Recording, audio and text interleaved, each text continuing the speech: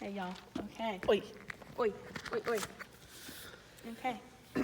Brandon, since the first day I met you, I knew you'd be important to me. You were so sweet and funny, and there was just that something about you that I knew was different. At the time, I had sworn off guys. I know, such a big statement for a 17-year-old, right? But I knew who I was happy with who I was, and I didn't need any high school boys messing that up. And then you came along and messed it all up in the best way possible. You held the door open for me, and I'm not sure how shocking this is, but no guy my age had ever actually waited to hold the door open specifically for me. It was the simplest gesture, but that's what got me. After that, I was a complete sucker for you. I was one of your girl groupies. Yes, you had groupies. But the difference between me and those girls was that I saw past the mask you had on. You were the kind of person that made everyone in the room feel like your best friend, and you made them feel heard and special. You got off the bus to help an old man carry his groceries home because you didn't want to see him struggle. Seriously, like, what kind of 15-year-old does that? I wanted you to have someone that would do that for you.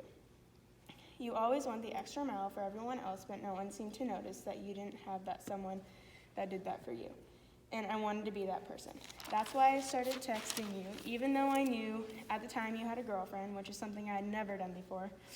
That's why I gave you that Dutch Bros drink that morning in front of Fairfield, even though I still wanted it because you looked so tired and cold and like you needed it more than I did.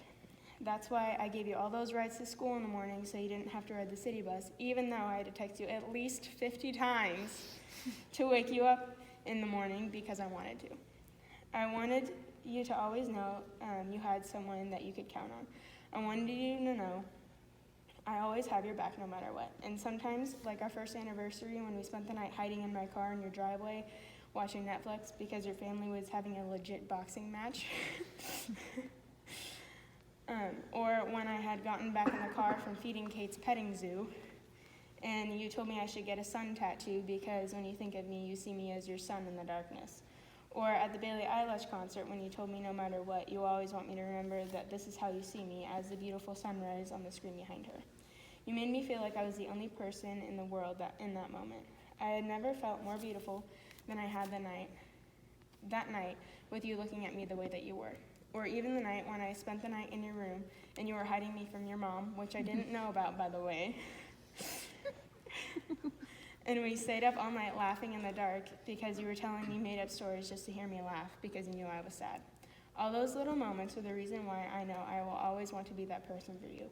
I will always want to have your back and be your best friend and your partner because you are mine. You're my favorite part of the day.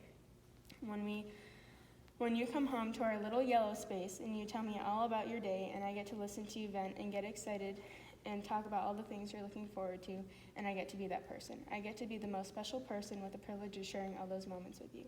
And I want to be that person for the rest of my life. A couple weeks ago, you were talking to Lexi and you said, you have your ring, but where's mine? Well, here's your ring. Brandon Serpa, will you marry me? Yes, I will. Kiss, kiss, kiss. That's gross.